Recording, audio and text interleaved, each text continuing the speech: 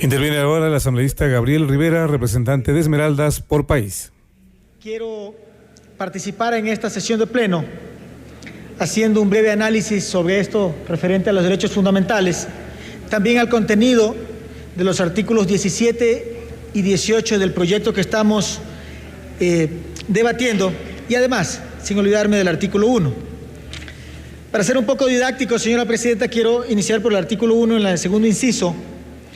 Dice: la presente ley se aplicará dentro del territorio nacional, sin perjuicio de las atribuciones y competencias que deberán ser ejercidas por las y los servidores de la Defensoría del Pueblo en el exterior. Me parece que este segundo inciso es absolutamente innecesario, porque el Código Civil ecuatoriano establece que el territorio del Ecuador es este territorio continental, el territorio insular, y además se reputan, señora presidenta, cuanto por lo que dice el Código Civil, cuanto por lo que se establece en la Convención de Viena, que las legaciones diplomáticas, los territorios donde funcionan las embajadas, donde en cualquier lugar que se encuentren las embarcaciones con bandera ecuatoriana, también son una extensión del territorio ecuatoriano. Por lo tanto, es suficiente con lo que se establece en los tratados y también en el Código Civil. Por lo tanto, yo considero que esa segunda parte de ese artículo primero es, por decirlo menos, innecesaria. Quiero sumarme también, señora presidenta, a las felicitaciones que ha recibido la comisión que pone en conocimiento nuestro este proyecto de ley, por lo que ha socializado, por lo que ha ido a más de 12 provincias, etcétera. Sin embargo, yo como legislador me veo en la obligación de hacer algunas puntualizaciones que también quienes me han precedido en la palabra las han podido hacer. En el artículo 3 y además en la exposición de motivos se habla frondosamente de los derechos fundamentales. Y esto de los derechos fundamentales tiene una razón histórica y lo voy a explicar por qué. Porque al principio los únicos derechos exigibles eran los anteriormente conocidos como derechos de primera y segunda generación: el derecho a la vida, el derecho a ser elegido, el derecho al voto, etc. Sin embargo, con el paso del tiempo se fueron agregando otros derechos que se fueron conociendo como derechos de tercera generación y ahora los derechos informáticos, etc., derechos de cuarta generación. Ese debate entonces inicia cuando solamente había un número determinado y bastante reducido en las constituciones de derechos que eran exigibles. Luego eso se va cambiando en el tiempo y termina con la Constitución de 2008 en el caso ecuatoriano, en donde en el artículo 11, numeral 6, dice claramente que todos los derechos tienen igual jerarquía. Por lo tanto, esa vieja división de establecer entre derechos fundamentales y no fundamentales está absolutamente superada. Por eso es incorrecto que en la exposición de motivos y luego en prácticamente todos los artículos se hable de que el deseo principal de esta ley es el hacer que tengan plena vigencia los derechos fundamentales, porque no existen en la Constitución ecuatoriana derechos fundamentales. Existen libros sobre derechos fundamentales. Existe un artículo, que es el artículo 12 en la Constitución de la República, que establece que hay un derecho fundamental, que es el derecho al agua. Sin embargo, la Constitución tiene que entenderse en su contexto. La Constitución no puede leerse en un artículo. Por lo tanto, todos los derechos, según la Constitución ecuatoriana, son exigibles. Yo por eso quiero solicitar a la señora presidenta de la comisión que se sirva eliminar toda referencia de derechos fundamentales en donde quieran, donde estén enunciados, y se los cambie por derechos constitucionales, que es lo correcto. Y tampoco es correcto decir derechos humanos, porque el artículo 16 de la Constitución de 1998 sí decía que la misión fundamental, primordial del Estado, era hacer respetar los derechos humanos. Eso también se elimina en la Constitución de 2008. ¿Por qué? Eso tiene una razón. No es porque el constituyente se olvidó. La razón es porque se establecen los derechos de la naturaleza.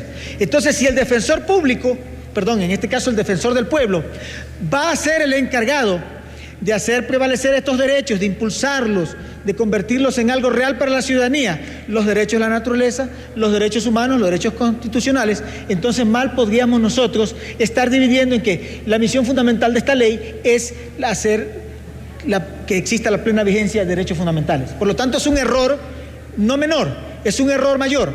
Lo he conversado con el señor defensor del pueblo y está de acuerdo en que eso debería eliminarse. Lo he conversado con usted, señora presidenta. Yo aspiro a que ese tema sea corregido, porque aquí nadie va a negar la necesidad de una nueva ley de defensoría pública. Nadie va a negar la necesidad de hacer prevalecer los derechos de los migrantes, de los enfermos, de quienes no lo están también, de los menores, de los grupos de atención prioritaria, fortaleciendo la defensoría del pueblo. Hay que hacerlo, pero lógicamente lo mejor es hacerlo bien y no con estas confusiones conceptuales, señora presidenta. Otro tema que a mí me parece que es preocupante es lo contenido en el artículo 17 y el siguiente, el artículo 18. Se ha hablado sobre esto. Algunos de quienes me precedieron en la palabra se han referido. Yo quiero insistir en esto.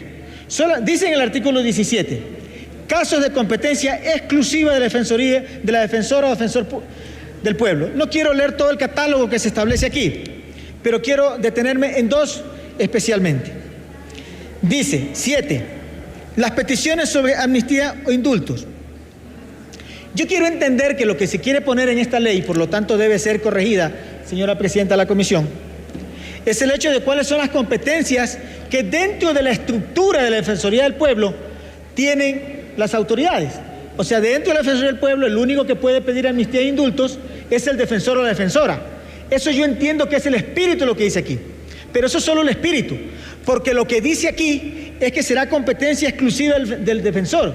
Y en ese caso, entonces tendríamos que modificar la Constitución, porque, por ejemplo, el presidente de la República, de lo que establece dentro de las funciones de la función ejecutiva, valga la redundancia, tiene, entre otras cosas, pedir amnistías o indultos, por ejemplo. Otorgarlos, además, no solamente pedirlos. Entonces, tendríamos que modificar eso. Tendríamos que modificar también lo que se establece en la Ley Orgánica de la Función Legislativa, en donde se establece que cualquier persona puede asistir ante la Asamblea Nacional y pedir un indulto a favor de una persona que se cree que por razones humanitarias procede otorgárselo. La semana pasada debatimos sobre esto aquí. Por lo tanto, no es procedente establecer de que es competencia exclusiva del defensor o la defensora el pedir indultos o amnistías. Pero no solamente quiero referirme a eso, también quiero referirme al numeral 9, las peticiones sobre demandas de inconstitucionalidad.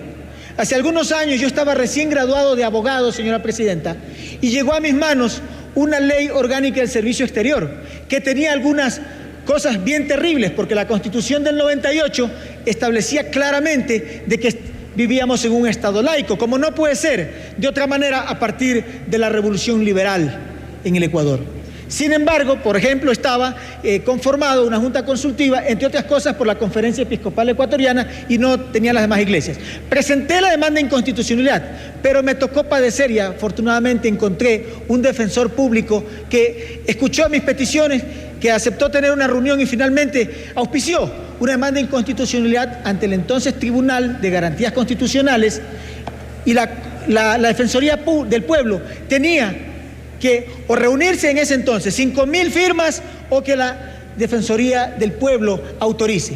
Yo me fui por lo más fácil, ir ante la Defensoría del Pueblo, hablar con su representante y pedirle que auspicie esta demanda. Finalmente, me dio la razón la instancia de control constitucional de entonces, gané esa demanda, pero eso se corrige en el año 2008. Ya no hay necesidad, a partir de 2008, en la Constitución que está vigente, de ir a peregrinar ante las oficinas de Defensoría Pública. Tiene un minuto, asambleísta. Perdón, Defensoría del Pueblo, estoy varias veces confundiendo, mis disculpas a quienes están escuchando. Entonces, tenía que ir a peregrinar. Ahora, esos derechos se pueden ejercer directamente ante la Corte Constitucional. Y así lo establece, señora presidenta, y para concluir, el artículo 77 de la Ley Orgánica de Garantías Jurisdiccionales y Control Constitucional, que para concluir me permito leerle. Dice: la demanda de inconstitucionalidad puede ser propuesta por cualquier persona, individual o colectivamente. Por lo tanto, ese artículo 17 y ese artículo 18, si no tienen que ser reformados, señora presidenta, tienen que eliminarse del proyecto para precautelar de esta forma la plena vigencia del texto constitucional, el espíritu de lo que aprobamos en Montecristi, y además de que esta lleve concordancia, este proyecto de ley, con otras leyes conexas, como la Ley Orgánica de Garantías Jurisdiccionales y la propia ley que rige el Parlamento ecuatoriano. Muchísimas gracias, señora presidenta. Gracias. Tiene la